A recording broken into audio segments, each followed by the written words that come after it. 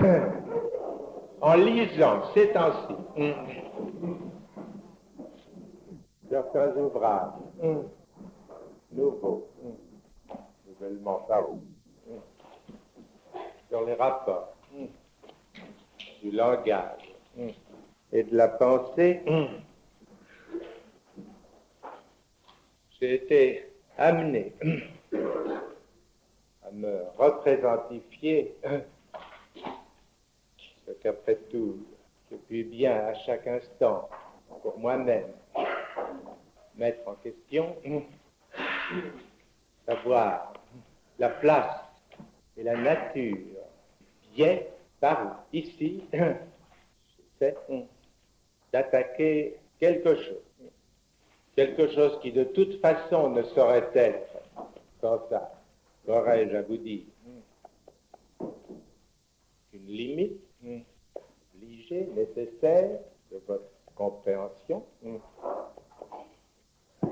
Ceci ne présente aucune difficulté particulière dans son principe objectif. Tout progrès, science, portant autant, plus sur le remaniement phasique de ces concepts que sur l'extension de ces prises. Ce qui peut faire ici, je veux dire dans le champ psychanalytique, un obstacle qui mérite une réflexion particulière, qui n'est pas soluble aussi aisément que le passage d'un système conceptuel à un autre, par exemple du système copernicien au système einsteinien. Car après tout, on peut supposer que dans des esprits suffisamment développés, ça ne fait pas longtemps difficulté. Esprit suffisamment ouvert aux mathématiques,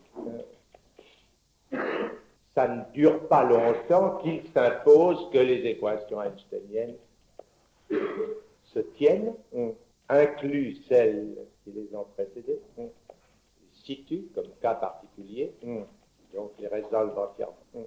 Ça ne veut pas dire qu'il ne puisse y avoir, comme l'expérience, l'histoire le prouve, un moment de résistance. Mais il est tout. Dans toute la mesure où, comme analyste, je veux dire, dans toute la mesure de notre implication, plus, moins, c'est déjà y être un peu impliqué que de s'intéresser à l'analyse, dans toute la mesure de notre implication dans la technique analytique, nous devons rencontrer dans l'élaboration des concepts le même obstacle désigné, reconnu comme constituant la limite de l'expérience analytique, c'est à savoir l'angoisse de castration. Tout se passe comme si ce qui me parvient à des distances diverses de ma voix, et pas forcément toujours en réponse à ce que je dis, mais certainement dans une certaine zone, en réponse, tout se passe comme si, à certains moments, se durcissait de certaines positions techniques strictement corrélatives en cette matière que je puis appeler l'imitation de la compréhension.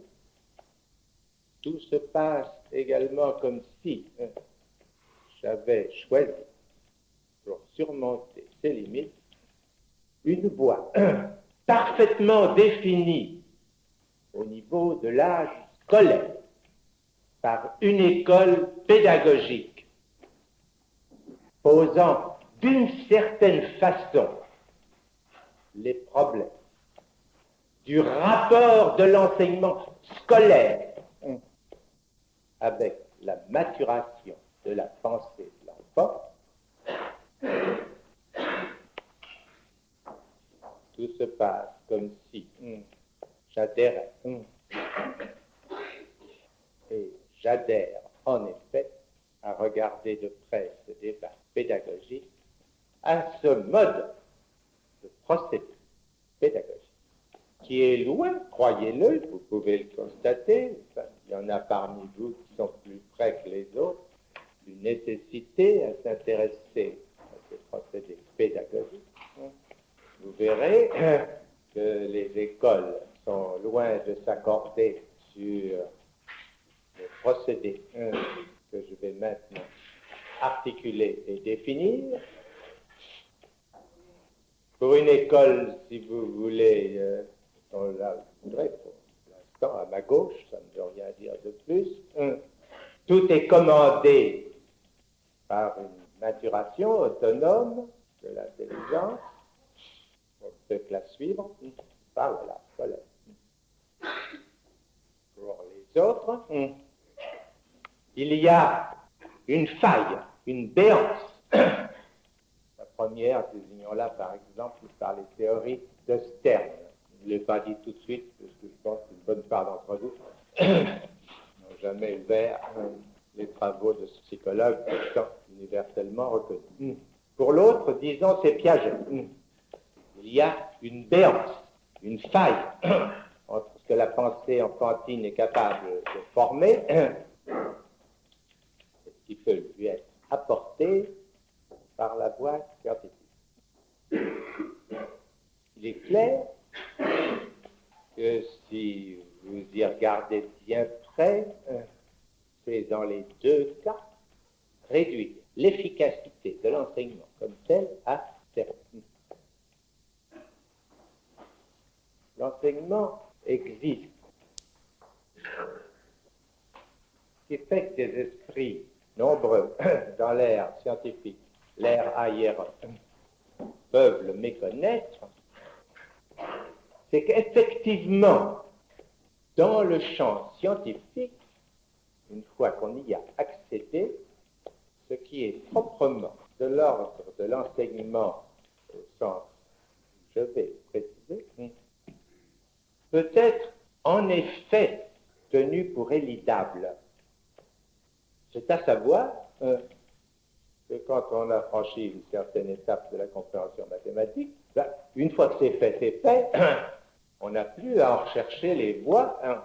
On peut, si je puis dire, y accéder sans aucun mal, pour peu qu'on appartienne à la génération à laquelle on aura enseigné les choses sous cette forme, sous cette formalisation, par première intention.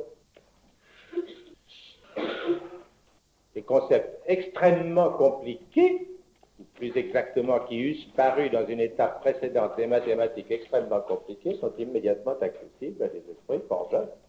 On n'a besoin d'aucun intermédiaire. Il est certain qu'à l'âge scolaire, il n'en est point ainsi. Et que tout l'intérêt de la pédagogie scolaire tient à saisir, à constater ce point vif ou à devancer par des problèmes dépassant légèrement ce qu'on appelle les capacités mentales de l'enfant et en l'aidant, je dis en l'aidant seulement à avancer ces problèmes, on fait quelque chose qui a un effet, non pas seulement prématurant, effet de hâte sur la maturation mentale, mais un effet qui, dans certaines périodes, on peut appeler, on les a appelés insensibles, ceux qui en savent un peu sur ce sujet peuvent voir où je poursuis, car l'important est mon discours et non pas mes références, c'est d'obtenir de véritables effets de déchaînement, d'ouverture, certaines activités appréhensibles dans certains domaines, des effets de fécondité tout à fait spéciaux. C'est exactement ce qu'il semble pouvoir être obtenu dans le domaine où nous nous avançons ensemble ici, pour autant, en raison de la spécificité de son champ, et qu'il s'y agit toujours de quelque chose dont il conviendrait ainsi que les pédagogues fassent leur repérage. Il y en a déjà des amorces dans les travaux d'auteurs, dont le témoignage est d'autant plus intéressant à retenir qu'ils n'ont aucune notion de ce qu'à nous peuvent apporter leurs expériences. Le fait que tel pédagogue ait pu formuler qu'il n'y a de véritable accès au concept qu'à partir de l'âge de la puberté, j'entends ces expérimentateurs qui ne connaissent, qui ne veulent reconnaître rien de l'analyse, c'est quelque chose qui mériterait que nous y ajoutions notre regard, que nous y pourrions notre nez, que nous saisissions. Au lieu dont je vous parle, il y a 1000 traces sensibles de ce fait, à proprement parler, en fonction d'un lien peut être fait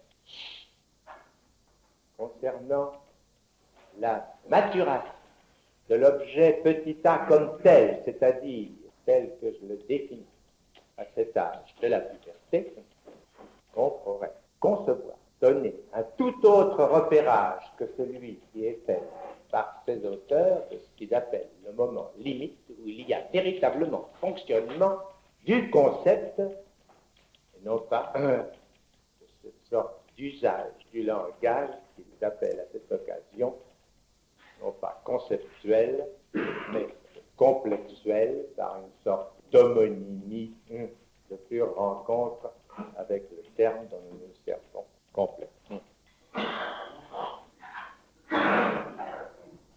Cette position du petit a au moment de son passage, par ce que je symbolise sous la formule du moins phi, voilà ce qui est un des buts de notre explication de cette année.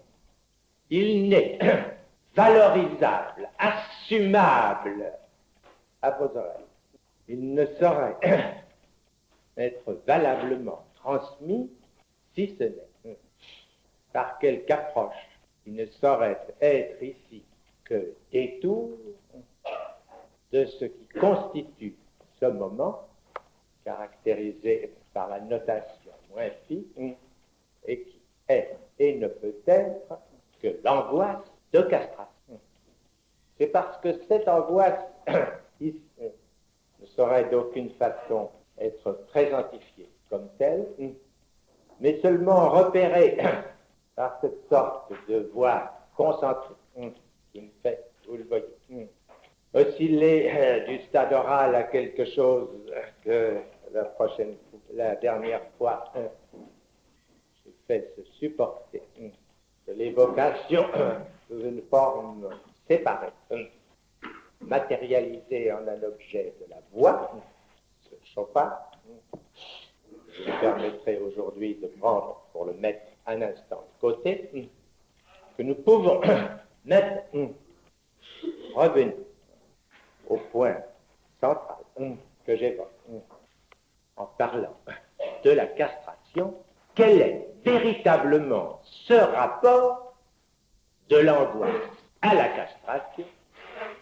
Il ne suffit pas que nous le sachions, vécu comme tel, dans telle phase dite terminale ou non terminale de l'analyse, pour que nous sachions véritablement ce que c'est.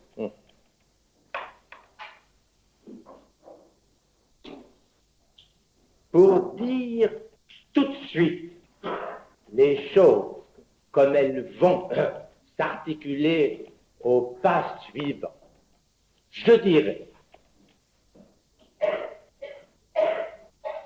que la fonction du phallus, comme imaginaire, fonctionne partout, à tous les niveaux, d'en haut, d'en bas, que j'ai défini, caractérisé par une certaine relation du sujet au petit a, le phallus fonctionne partout, sauf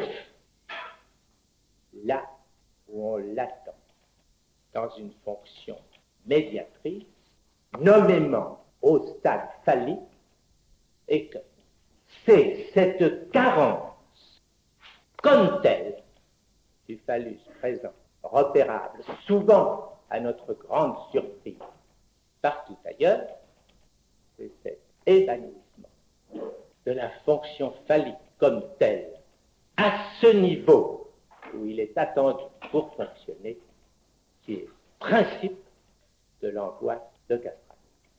D'où la notation moins dénotant cette carence, puis positive. Et ceci, pour n'avoir jamais été formulé comme tel, sous cette forme, n'a pas laissé place non plus à ce qu'on en tire les conséquences.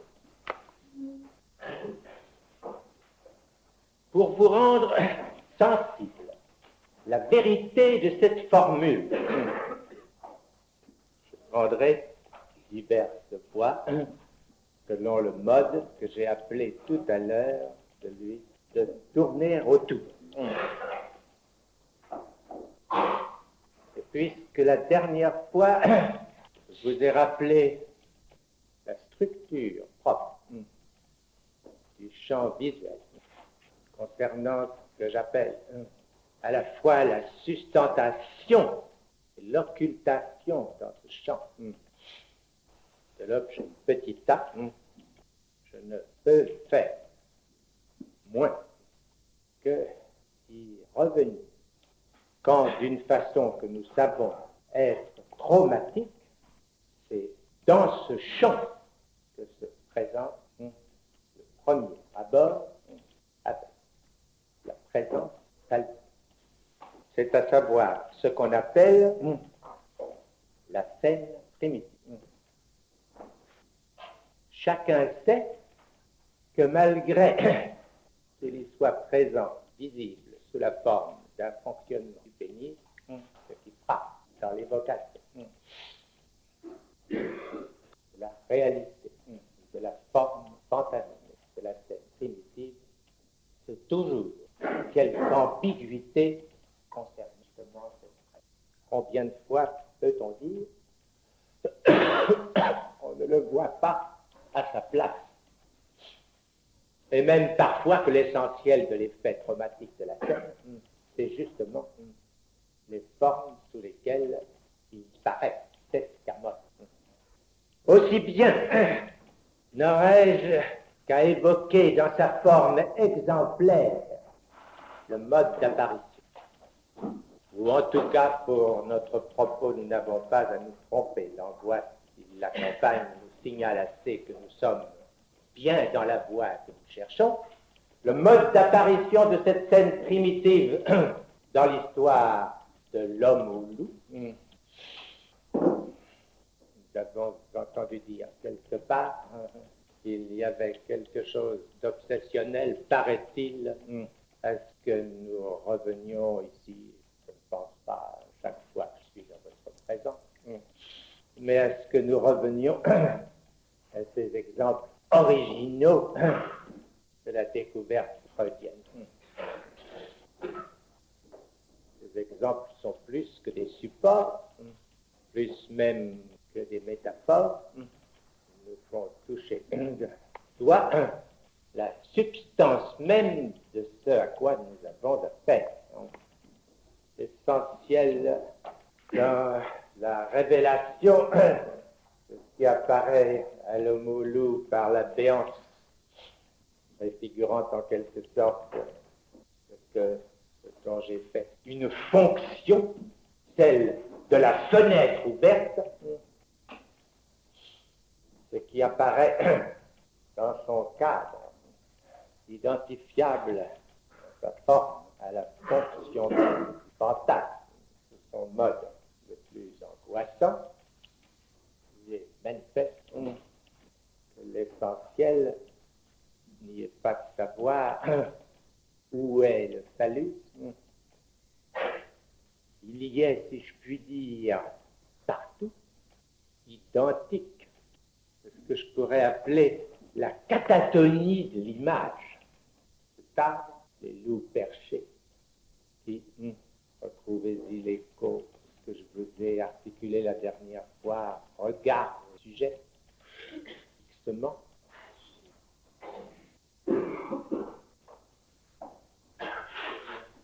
Il n'est nul besoin de chercher du côté de cette fourrure 5 fois répétée dans la queue des 5 animaux, ce dont il s'agit, qui est là, je vous l'ai dit, dans la réflexion même que l'image supporte, d'une catatonie qui n'est point autre chose que celle même du sujet, de l'enfant médusé, fasciné par ce qu'il voit, paralysé par cette fascination, au point que ce qui dans la scène le regarde, qui est en quelque sorte invisible, d'être partout, nous pouvons bien concevoir comme une image, ici, rien d'autre que la transposition de son état d'arrêt, de son propre corps, transformé dans cet arbre que nous dirions, pour faire écho à un titre célèbre, l'arbre couvert de loups. Qu'il s'agisse de quelque chose qui fasse écho à ce pôle vécu que nous avons défini comme celui de la jouissance, ceci me paraît ne pas faire question. Sorte de jouissance parente de ce qu'ailleurs Freud appelle horreur de la jouissance ignorée de l'homme aura, une jouissance dépassant tout repérage possible par le sujet, et là, présentifié sous cette forme érigée, le sujet n'est plus qu'érection dans cette prise qui le fait phallus, l'arborie, le fige tout entier.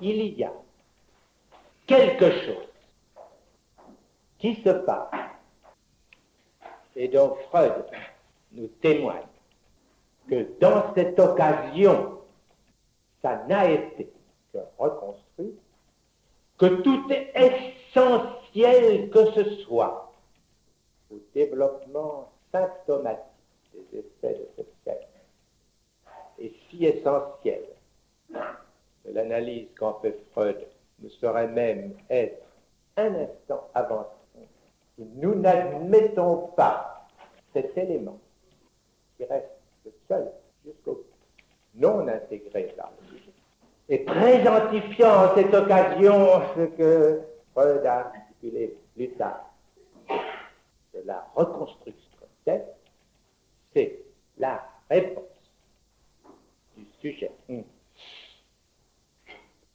à la scène traumatique par une défécation.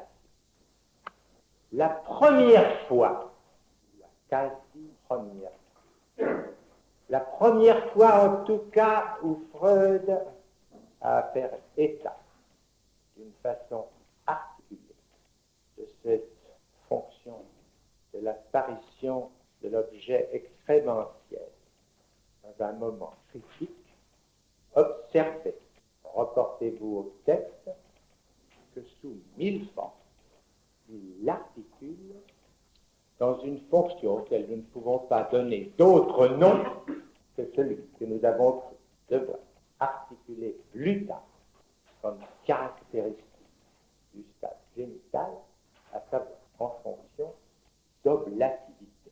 C'est un don, nous dit-il d'ailleurs. Je sais que Freud a souligné dès l'abord le caractère de cadeau de toutes ces occasions que vous me permettrez bien d'appeler en passant, et sans autre commentaire, si vous vous souvenez de mes repérages, des occasions de passage à l'acte, où le petit enfant lâche intempestivement quelque chose de son contenu intestinal. Mais dans le texte de Le Beau Loup, les choses vont même plus loin, donnant son véritable sens, celui que nous avons noyé sous une vague assomption position moralisante à propos de l'oblatité.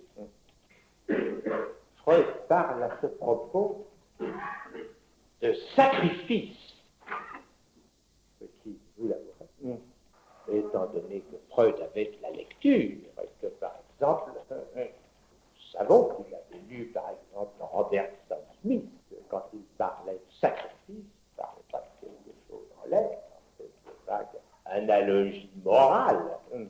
Freud parle de sacrifice à propos de l'apparition de cet objet expérientiel dans le champ. Ça doit tout de même bien vouloir dire quelque chose.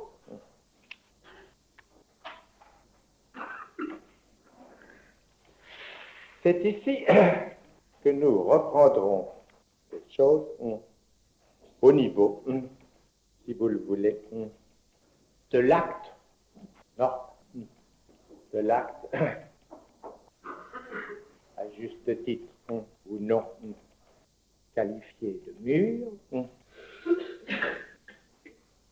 celui au niveau duquel j'ai cru pouvoir, à mon avant-dernier séminaire, si mon souvenir est bon, articuler l'orgasme comme étant l'équivalent de l'angoisse et se situant dans le champ intérieur au sujet, tandis que je laisse provisoirement la castration à cette seule marque, bien évidente qu'on ne saurait en détacher le signe de l'intervention de l'autre comme telle, cette caractéristique lui ayant été toujours et depuis le début affectée. C'est l'autre qui menace de castration. J'ai fait remarquer à ce propos qu'à assimiler, à faire équivaloir l'orgasme comme tel à l'angoisse, je prenais une position qui rejoignait ce que j'avais dit précédemment de l'angoisse, comme reflet, signal de la seule relation qui ne trompe pas, que nous y pouvions trouver la raison de ce qu'il peut y avoir dans l'orgasme de satisfaisant. C'est de quelque chose qui se passe dans la visée où se confirme que l'angoisse n'est pas sans objet. Nous pouvons comprendre la fonction de l'orgasme et plus spécialement ce que j'ai appelé la satisfaction qui l'emporte. Je croyais pouvoir à ce moment n'en pas dire plus et être compris.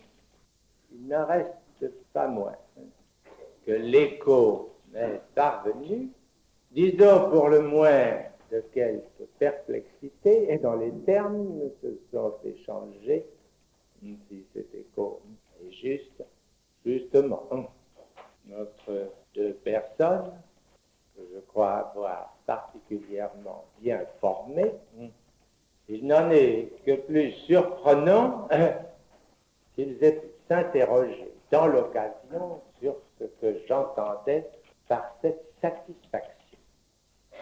S'agit-il donc, s'entretenait-il, de la jouissance? Serait-ce revenir, d'une certaine façon, à cet absolu dérisoire que certains veulent mettre dans la fusion prétendue génitale? Et puis, puisqu'il s'agissait d'apercevoir la relation de ce point d'angoisse, mettez dans ce point toute l'ambiguïté que vous d'un point où il n'y ait plus d'angoisse, si l'orgasme la retient, avec le point de désir, pour autant qu'il se marque de l'absence de l'objet petit a sous la forme moins phi, qu'en est-il? S'interrogeait-il de cette relation chez la femme? Réponse, je n'ai point dit que la satisfaction de l'orgasme s'identifia avec ce que j'ai défini dans le séminaire sur l'éthique, sur le lieu de la jouissance. Réponse, il paraît même ironique de le souligner, le peu de satisfaction, même suffisant, qui est apporté par l'orgasme, pourquoi serait-il le même et au même point que cet autre peu qui est offert dans la copulation, même réussie, à la femme? C'est ce qu'il convient d'articuler de la façon la plus précise. Il ne suffit pas de dire vaguement que la satisfaction de l'orgasme est comparable à ce que j'ai appelé ailleurs sur le plan oral l'écrasement de la demande sous la satisfaction du besoin. À ce niveau oral, la distinction du besoin à la demande est aisée à soutenir. Il n'est point d'ailleurs sans poser pour nous le problème d'où se situe la pulsion, si par quelque artifice on peut, au niveau oral, équivoquer sur ce cas d'originel la fondation de la demande dans ce que nous appelons, nous, analyse, pulsion, c'est ce que nous n'avons en aucun cas aucun droit de faire au niveau du génital. Et justement, là où semblerait que nous avons affaire à l'instinct le plus primitif, l'instinct sexuel, c'est là que nous ne pouvons, moins qu'ailleurs, de nous référer à la question de la pulsion comme étant supportée par la formule S barré, rapport de désir à la demande.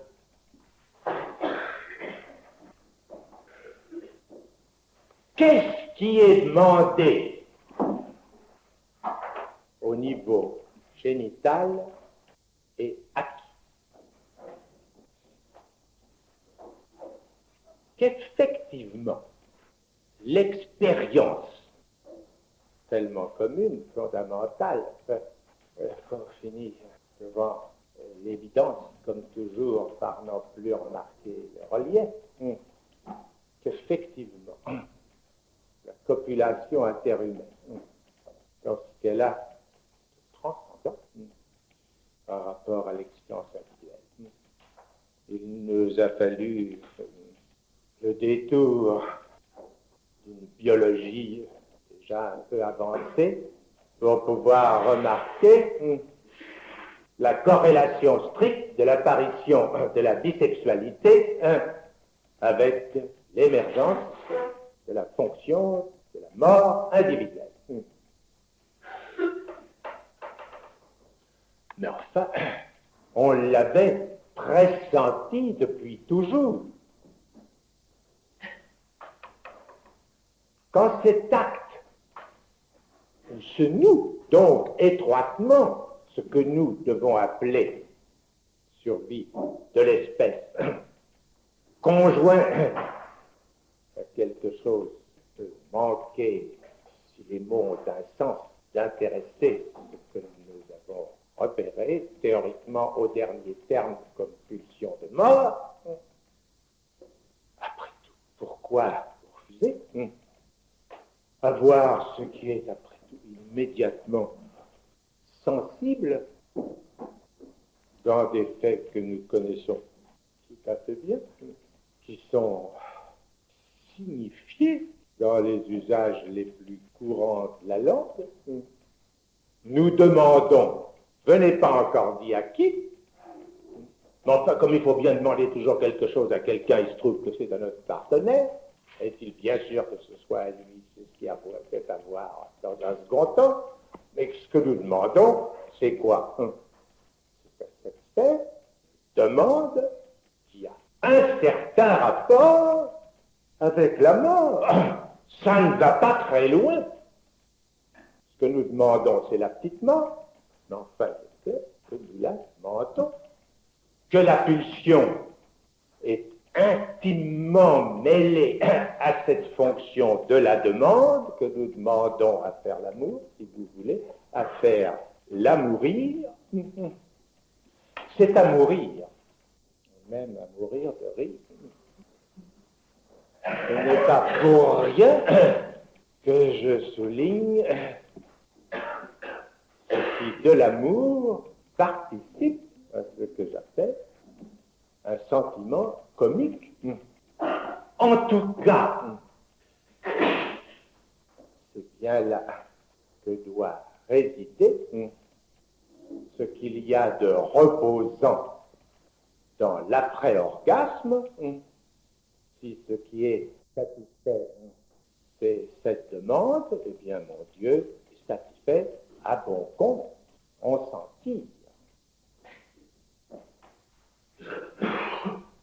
L'avantage de cette conception est de faire apparaître, de rendre raison de ce qu'il en est dans l'apparition de l'angoisse dans un certain nombre de façons d'obtenir l'orgasme, dans toute la mesure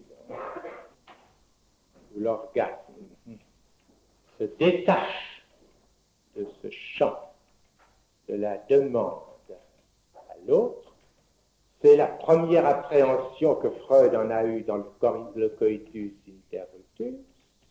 L'angoisse apparaît, si je puis dire, dans cette marge de perte de signification.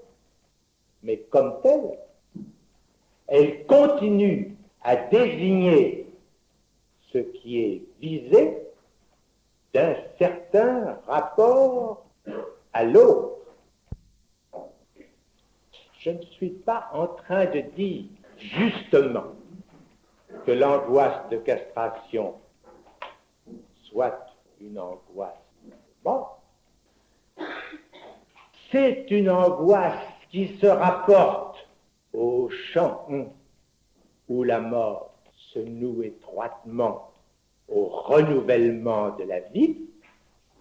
C'est une angoisse qui, si nous la localisons en ce point, nous permet fort bien de comprendre qu'elle soit équivalemment interprétable comme ce pourquoi elle nous est donnée dans la dernière conception de Freud, comme le signal d'une menace au statut je défendu.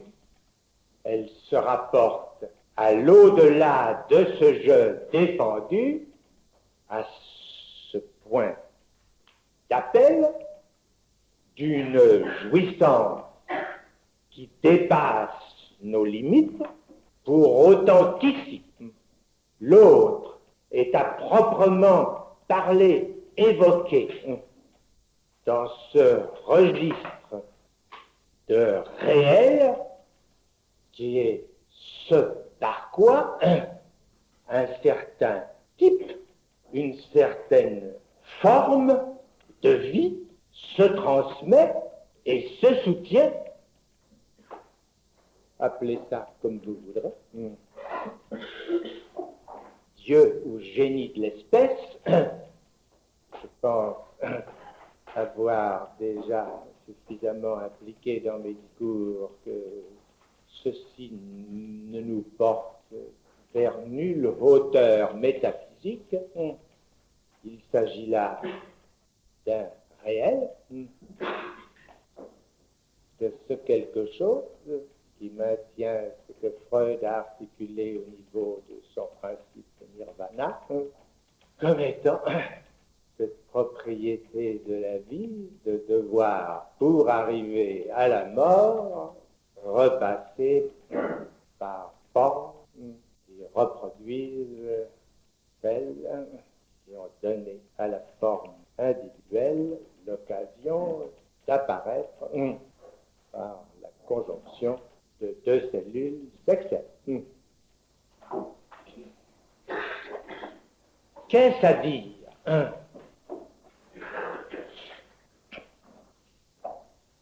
Qu'est-ce à dire concernant ce qui se passe au niveau de l'objet? Qu'est-ce à dire si ce n'est qu'en somme, ce résultat que j'ai appelé résultat à si bon compte n'est réalisé de façon si satisfaisante au cours d'un certain cycle automatique à définir qu'en raison justement du fait que l'organe n'est jamais susceptible de tenir très loin sur la voie de l'appel de la jouissance par rapport à cette fin de la jouissance, de l'atteinte de cet appel de l'autre dans son terme qui serait tragique. L'organe embocepteur peut être dit, cédé, toujours prématurément, au moment, si je puis dire, où il pourrait être l'objet sacrificiel. Eh bien, disons que dans le cas ordinaire, il y a longtemps qu'il a disparu de la scène. Il n'est plus qu'un petit chiffon. Il n'est plus là que comme un témoignage, un souvenir pour la partenaire de tendresse. Dans le complexe de castration, c'est de cela qu'il s'agit. Autrement dit, ça ne devient un drame que pour autant qu'est soulevé, poussé dans un certain sens, celui qui fait toute confiance à la consommation génitale, la mise en question du désir. Si nous lâchons cet idéal de l'accomplissement vénital en nous apercevant de ce qu'il a de structurellement, d'heureusement leurrant, il n'y a aucune raison que l'angoisse liée à la castration ne nous apparaisse pas dans une corrélation beaucoup plus souple avec son objet symbolique et dans une ouverture donc toute différente avec les objets d'un autre niveau, comme ceci est d'ailleurs impliqué de toujours par les prémices de la théorie freudienne, mettant le désir dans un tout autre rapport que purement et simplement naturel au partenaire naturel quant à sa structuration. Je voudrais, pour mieux faire sentir ce dont il s'agit, rappeler tout de même ce qu'il en est de rapport, si l'on peut dire, d'abord sauvage, entre l'homme et la femme. Après tout, une femme qui ne sait pas à qui elle a affaire, c'est bien conformément à ce que je vous ai avancé du rapport de l'angoisse avec le désir de l'autre, qu'elle n'est pas devant l'homme sans une certaine inquiétude sur jusqu'où va pouvoir le mener ce chemin du désir. Quand l'homme, mon Dieu, fait l'amour comme tout le monde et qu'il est désarmé, si la femme, ce qui, comme vous le savez, est fort concevable, n'en a pas tiré de profit sensible, il y a en tout cas ceci qu'elle a gagné, c'est qu'elle est sur les intentions de son partenaire, désormais tout à fait tranquille. Dans ce même chapitre du Westland de T.S. Eliot, auquel je me suis référé, un certain jour que j'ai cru devoir confronter avec notre expérience, la vieille théorie de la supériorité de la femme sur le plan de la jouissance, celui que T.S. Eliot fait parler Tirésias, nous trouvons ces vers dont l'ironie m'a toujours paru devoir avoir un jour sa place ici dans notre discours. Quand le jeune Gandin carbonculaire, petit gratte-papier d'agence immobilière, a fini avec la dactylo. Donc on nous dépeint tout au long, l'entourage a fini sa petite affaire. T.S. Eliot s'exprime ainsi. When lovely woman stooped to folly and paced about her room again, alone smoothed her hair with automatic hand and put the record on the gramophone. Ce qui veut dire, when lovely woman stooped to folly, ça ne se traduit par une chance vicaire de Wakefield. Quand une jolie femme s'abandonne à la folie, Stoops n'est même pas s'abandonne, s'abaisse à la folie. Pour enfin se trouver seule, elle arpente la chambre en lissant ses cheveux. Une main automatique. Elle change de vie. Ceci pour la réponse à la question que se posait entre mes élèves sur ce qu'il en est dans la question du désir de la femme. Le désir de la femme est commandé par la question à elle aussi de sa jouissance.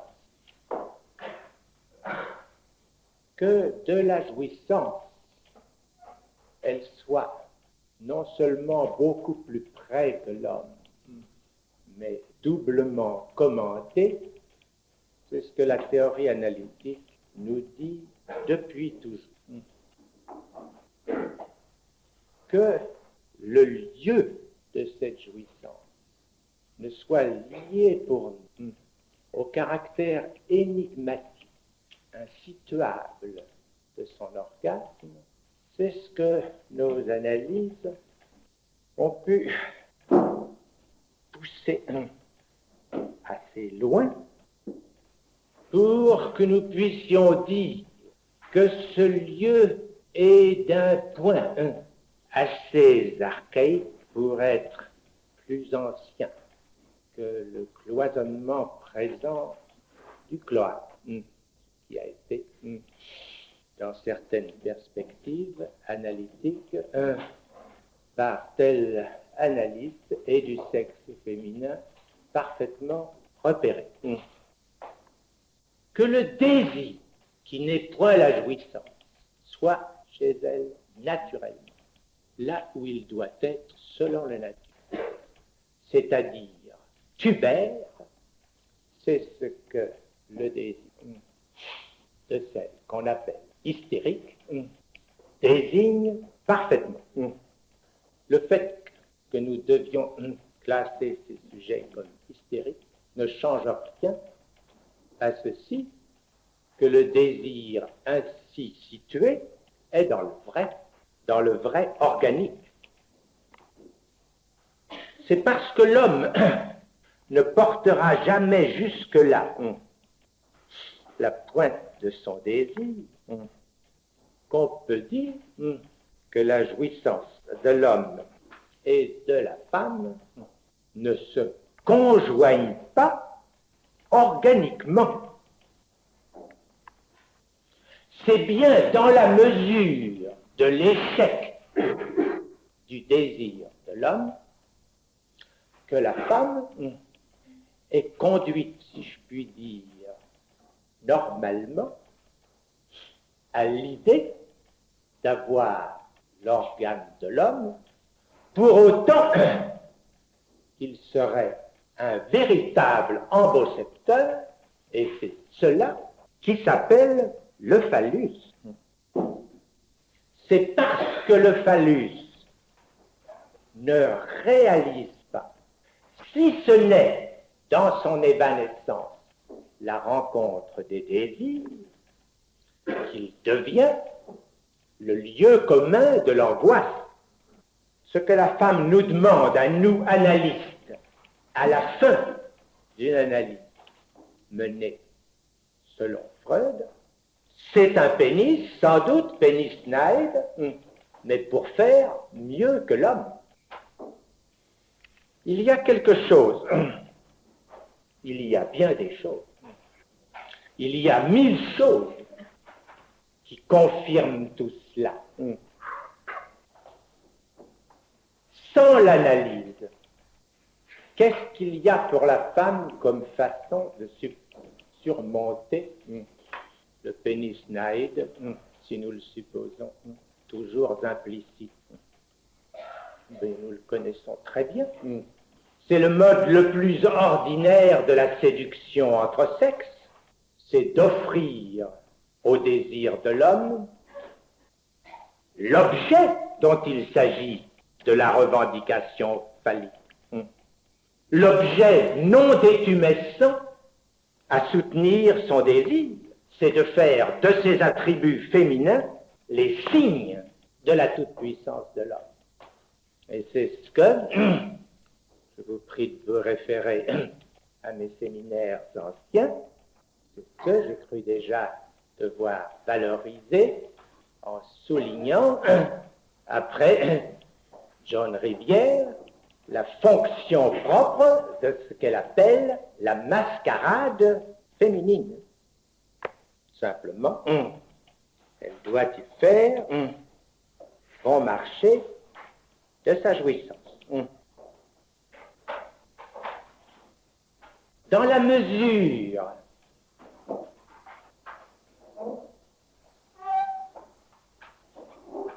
où nous la laissons en quelque sorte sur ce chemin, c'est là que nous signons l'arrêt du renouvellement de cette revendication phallique, qui devient, je ne dirais pas le dédommagement, mais comme l'otage de ce qu'on lui demande en somme, comme prise en charge de l'échec de l'autre. Telles sont les voies où se présente, à considérer le plan génital, la réalisation génitale comme un terme, ce que nous pourrions appeler les impasses du désir, s'il n'y avait l'ouverture de l'angoisse. Nous verrons, repartant du point où aujourd'hui je vous ai conduit, comment toute l'expérience analytique nous montre que c'est dans la mesure où il est appelé comme objet de propitiation dans une conjonction en impasse que le phallus, s'avérant manquer, constitue la castration elle-même comme un point impossible à contourner du rapport du sujet à l'autre, mais comme un point quant à sa fonction d'angoisse résolue.